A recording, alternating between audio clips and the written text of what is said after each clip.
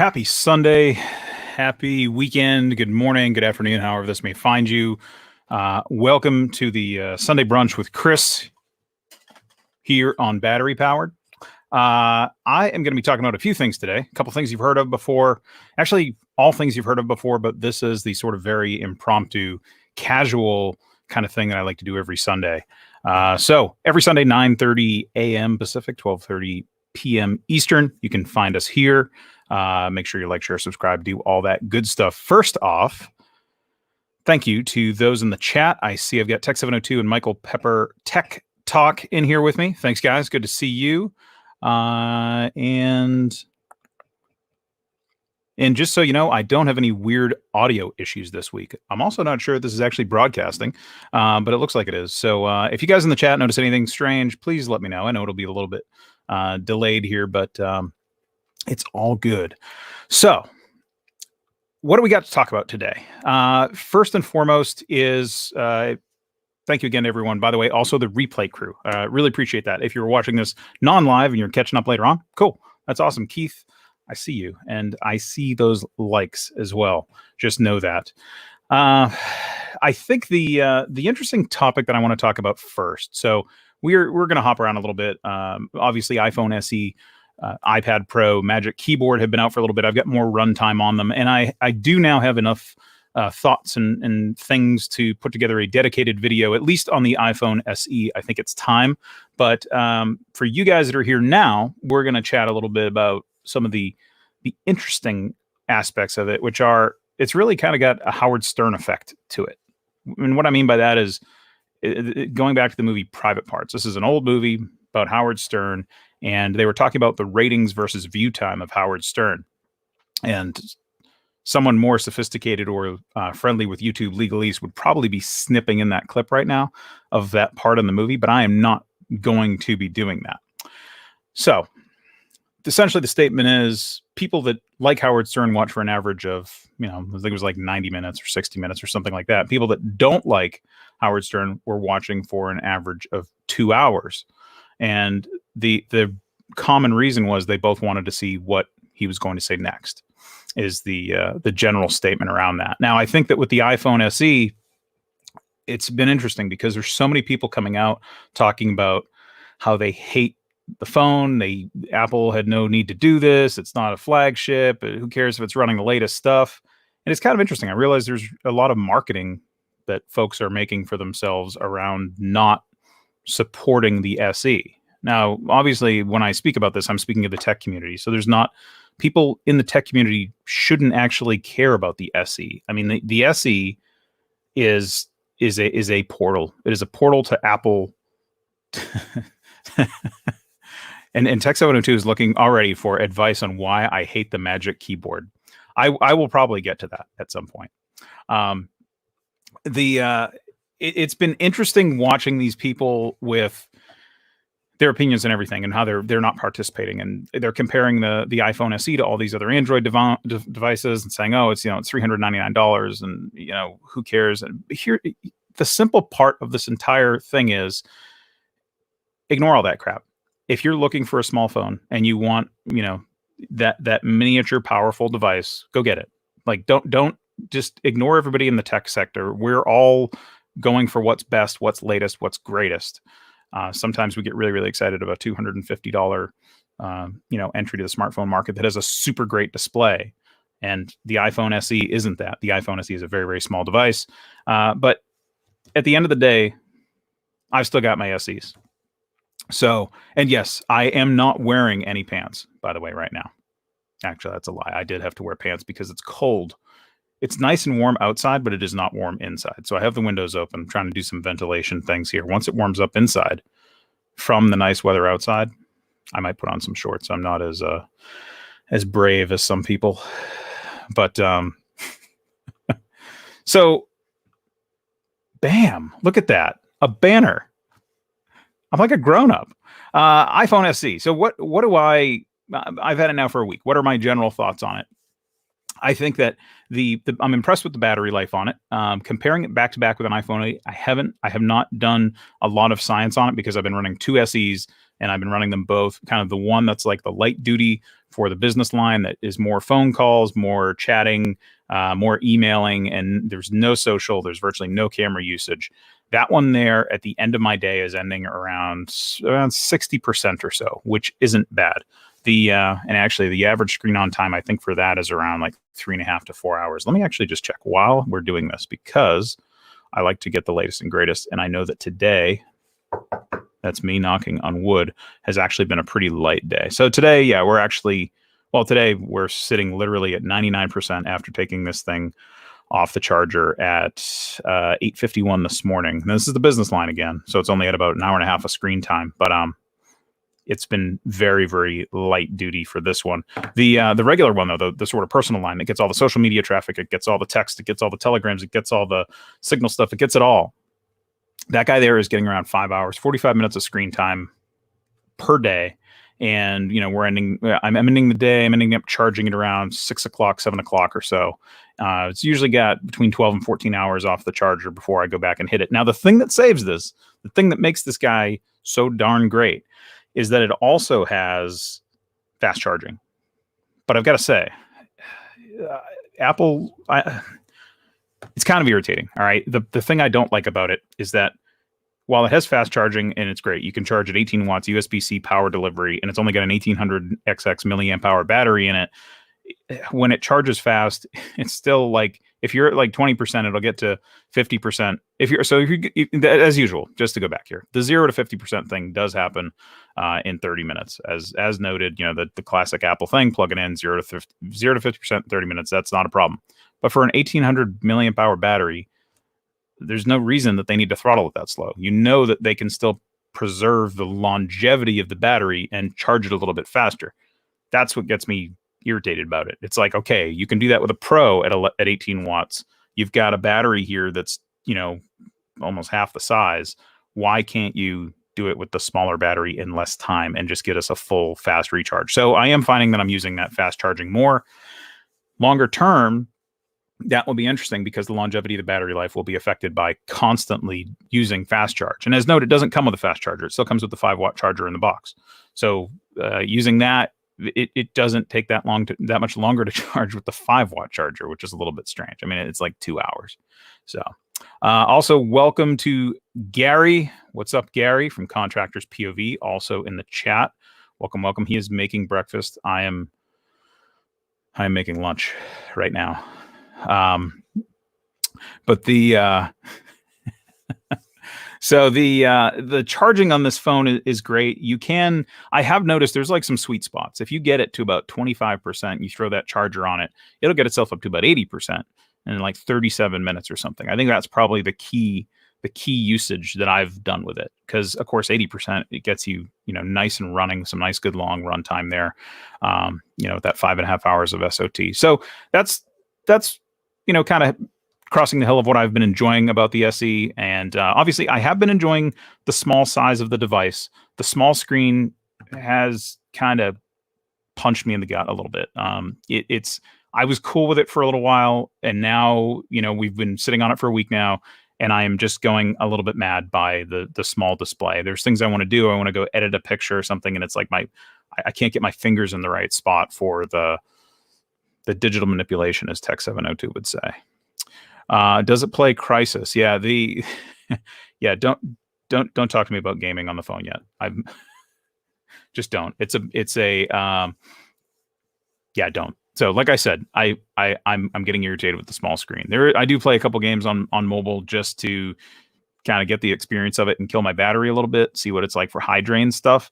And the SE probably is not that device. However, if you're doing just a lot of email, a lot of text, consuming a lot of reading and things in reader mode, or you just want to look at stuff and you'll go back to it later, or you're partnering it with an iPad, specifically like a big iPad Pro, that's fine. That's great. That's really what this is. It's a portal. It's a connector to iMessage. It's a connector to your email. If you're not going to be doing a lot of, other graphical activities. Oh, and especially not multitasking. I know that's Viper's favorite and also mine. If Apple does enable multitasking, you're going to need, or the real multitasking, not Apple's multitasking, you're going to need like a magnifying glass or something, because it's absolutely ridiculous. But I got to tell you, the thing that really straight up pisses me off most about this device is they killed 3D Touch. Cool, we get that, right? So for those who don't know, 3D Touch, it was a certain set of sensors that were built into the old devices. They stopped after the iPhone 8, was it? Or was it the X? Actually, they stopped back in like 2018, I think, with these things. The point is, actually, forget my history that I'm not up on, but there is no 3D Touch in this guy, all right? It uses haptic touch, which is a little bit of a different sensor system to figure out where you're pressing on the screen when you're trying to interact with what used to be 3D touch. 3D touch was great. You had peek and pop, and you could kind of deep press into the screen, apply more pressure to the display, and things would take different actions. There was like a click, and then there was like an expand mode. Well, every other device Apple makes right now, you can go on that screen and you can interact with those things, and you can interact with notifications, you can interact with icons, things that are intelligent. Like little intelligent actions happen from that, especially in the lock screen. And on the SE, for some unknown reason that I have yet to figure out, haptic touch works on the device, but it won't work on the freaking lock screen. And it's stupid. It's absolutely stupid. I had nearly put a hole in this phone for 2 days before I actually went and looked it up to realize it's intentional. I thought it was a bug. I thought it was a beta thing. I was going to go fill out a bug report, started looking into it, and it's just disabled. It's not. So even if you turn haptic touch on and off, that sits there. So first we lost 3D touch, which I actually was like the third person maybe in the world to use. I love 3D touch. It was great. They skimmed that thing out of this.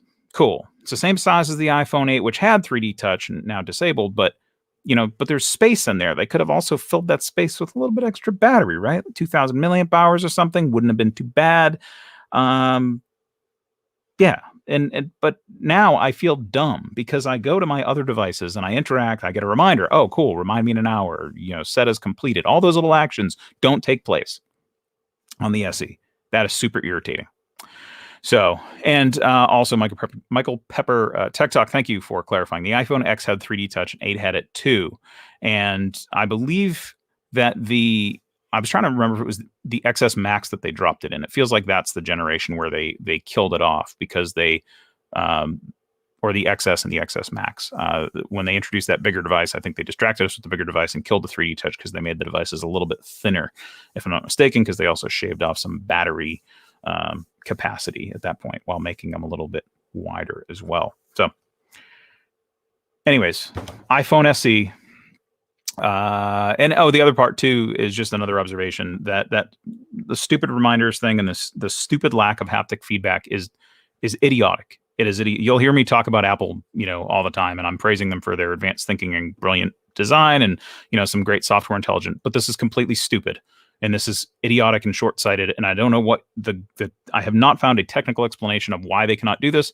I have no human factors thoughts on this. The only thing is it's a poor consumer experience. So if you're trying to push people towards your upper tier devices this way, it's irritating because you're going to have some people that roll back like me and just get pissed off.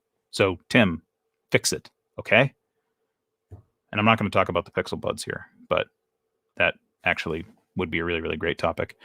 To after I complain about my iPhone SE. So next, and no, I am not admitting the Pixel is better. The Pixel has a gigantic forehead, which is like one of my favorite child actors. That also has a giant forehead, and it's just strange. It's just a strange thing. Can't get behind the Pixel yet. But yes, I am. Wow. Hey, what's up, Travis? I was just complaining about some peek and pop, some lack of peek and pop and 3D touch on the iPhone SE display. Just that whole little getting rid of the real haptic touch on the lock screen, a little bit ridiculous. So the other thing I want to talk about today, moving on to Magic Keyboard Part 2. So obviously the weight stuff aside, everyone knows they're heavy by now, right? We don't have to talk about that. There has been a little bit of controversy. MacBook Air, what do I stay with? What do I keep? Last week I was noticing that the touchpad changed the experience, and it was using the iPad Pro with a touch experience versus MacBook Air, going back and forth with that. I love the fact that I can detach the iPad Pro and still carry that around. That is a huge utility for me, and then being able to use the pencil was great. So for me, I'm landing on the iPad Pro with the Magic Keyboard. But the Magic Keyboard does have a few things that are kind of irritating to me. The touchpad is great, but I still find myself touching the screen, which is kind of a weird usage. It's bizarre because before, when I had the regular folding keyboard folio that Apple makes, touching the screen felt like it was a mile away, and it was really right in front of you. Now it's actually floating. It's higher. In theory, it's further away from your hands, but it feels more natural for me to interact with. So last week I was using the trackpad a ton. And then now I find myself touching the screen again, which is a little bit weird. But that's for a couple different reasons. The touchpad, it doesn't feel bad. It feels like it's a really expensive plastic, maybe. I admittedly did not research what it's made of. I didn't take out a drill. I didn't want to figure it out. But it feels like it could be a glass or a really, really nice plastic. But the thing that it really irritates me with, it clicks so damn loud. Like I don't know what, it's like they built a speaker into it, and it's not a solid state. So it's got a real clicker in there. We know that, right? We got this clicking loud thing. So if you think you're going to sit there silently, like you used to be able to do typing on the keyboard, it wasn't that loud on the old folio style, and touching the keys and then touching the screen, not really too loud. But now you think you're going to be like secret guy sitting there watching Netflix in your living room, multitasking. Every time you click that damn trackpad, it gets so irritating, the repetitive sound of it. So I'm glad that we have the positive clicks. I'm glad it's not like a weird lever style. I'm glad they did the 4-corner independent clicking and all that stuff. But it's freaking loud. It's irritating. Okay. So, and Tech 702 saying, I'll wait to hear you say I was right. I can't say that yet. I still love the Magic Keyboard, but the noise was digging on me a little bit. And then the other night I was sitting there next to the wife, and the wife's like, what is that sound? Are you folding it? What's happening over there? And I'm like, it's the trackpad. She's like, can you just not use it? I'm trying to watch this. And I was like, look, put on some headphones. And then I sent her an Amazon affiliate link, and then, it got a little bit irritating. But that said, I did find there are two other things actually that are kind of irritating me about this whole Magic Keyboard as a laptop replacement. You think that if Apple's going to do that they'd go all the way, right? So you have some hotkeys in the Mac world, and those hotkeys will permit you to take a screenshot. Now, on the keyboard of the Magic style, the iPad Magic Keyboard, you click that, and it will take a screenshot for you using the default mode. But on the Mac, there is a way that you can do Shift Command and 4, and it will just take a screenshot. And if you do Shift Control Command and 4, it'll give you a window. And these things will paste. So if you do the 3, it'll basically dump the image in as a regular image that you can go manipulate. If you hit 4, it will just put it in your buffer, and you can paste it wherever you want. Well, first thing first, on the iPad Magic Keyboard, when you do that 3, it gives you the image. And then when you do the 4, it gives you the image, which is fine. So Shift Command 4, Shift Command 3 do the same exact thing. Kind of irritating. But when you do, as in they do the exact same thing, it doesn't matter which one you press. They both do the exact same thing, which is they both give you an image of the full screen, and you can manipulate the images you want. But there's no control option, which a ton of people, I think maybe I'm the only one. Maybe I'm the only guy that used it. But the control option is gone. So when you do the control thing to do like a Windows selection, you have no ability to do that and the key is just dead. It doesn't even do anything on the iPad Pro, which I found I used a ton of on Mac, especially trying to put together things like this or assemble presentations or whatnot. It defeated me and irritated me significantly. So also hello in the chat to Tech for Your Needs. Welcome. One last thing that I've noticed, and this is, I'm still going to flag this one as being in testing, but I almost don't even want to bring this up yet because it's happened twice and it's weird. And I'm currently killing my iPad Pro 12.9 to try this right now. But on the iPad Pro Magic Keyboard combo, iPad dead, right? Run the battery to literally 0%, like any consumer would. You're watching a movie, you fall asleep, whatever, that thing goes away, passes out, it dies. Plug it, no power plugged in, thing's all dead. Close it down, plug it into the wall, plug it into an Apple USB-C power delivery charger, connect it into the port on the back of the iPad Magic Keyboard, and it will not charge. This has happened to me twice, and I'm now going to confirm it for a third time. Now of note, I am using a 2018 iPad Pro with the 2020 keyboard, which is compatible, fully compatible. Apple says it's compatible. So there is no reason it shouldn't be working. But on the 12.9, it does not charge. It just sits there. 5 watts, 0 amps. I've hooked up the current meters. I've done all sorts of goofy crap here in the lab, and it doesn't charge. On the 11 Pro, it starts off at a 5-watt charge and then builds itself up. And then once basically the iPad sort of comes to life, you see signs of life on the iPad, and then it takes off and does its 20-watt charging through the back. So that is one thing that for me is a game killer, because literally the other day I planned on, I'm always loading and reloading these things, and I planned on, all right, cool, I'm going to refactor it in the morning, wake up nice and early, blow it away, or I'm going to blow it away, charge it, when it was dead, and then wake up the next day and load it up with all my work stuff and work on it the entire day as part of my testing. And when I woke up the next day, it was just sitting there dead still. So kind of strange, big anomaly. But guys, I got to tell you today, really, I'm keeping it short. I know I always run these things out. I'm making it a short one today because number one, I know I ramble sometimes, but number two, I really want to see if you guys in the chat had anything at all. And so going back and looking at Tech 702, he's saying, can you buy a working green screen light? No, he's actually saying, can you tap or it has to be a press? Oh, you mean on the, yeah. So yeah, tapping for me does not do anything. You do have to do the depress on the keyboard. I could be totally wrong here too, but yeah, it seems like there's no touch sensitivity or no action for that. And there's no setting in that I found. Yes, I know you're dying. Yeah, there's nothing like that I found yet in the menus. There are some settings that you can do for this, but there's nothing that is like a tap like you can do on the MacBook that I have found, at least in the menus. I am running beta, so I might roll back to regular production and see if they've just included it in that. So yeah, and then Michael Pepper Tech Talk actually mentions that he's talking about using Command and Tab, and that is the one thing that's very funny that I do that all the time. That is really, I was trying to use the touchpad for the app switching, and it works. That's actually what I found, the little trackpad, touchpad, whatever you want to call it. That is one thing that I found that's been super helpful for app switching, is that the little finger swipes on that's probably what I end up using the trackpad for the most. There are still some apps also that don't have proper support for that trackpad, just to be clear. So that causes issues as well. But and yeah, as Tech Free Need says, it might be that I'm running beta software. And Tech 702, that's a little personal, man.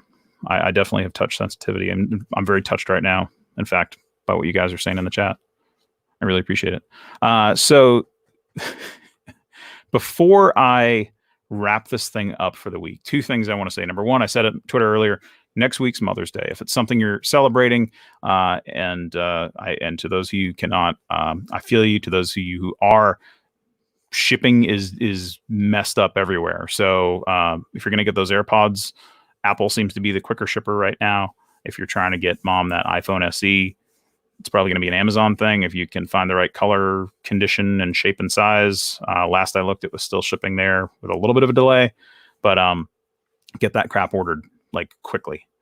And the other thing that I need to do is let you know that this week, if you are around this coming Friday night, as usual, Michael Pepper Tech Talks channel.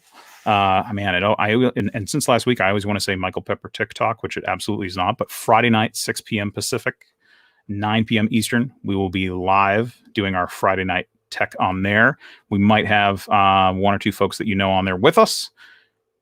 We will have to see. And of course, I'm always back here 9:30 a.m. Pacific, 12:30 p.m. Eastern.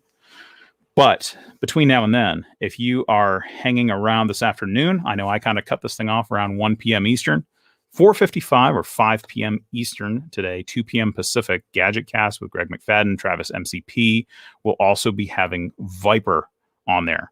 So I got to throw them a plug because obviously I find myself wrapping this thing up. I do some things and then I tune into that, and that has been a great show. So totally ironic that Travis was popping in here earlier, but it's great to see, and looking forward to seeing you guys later on.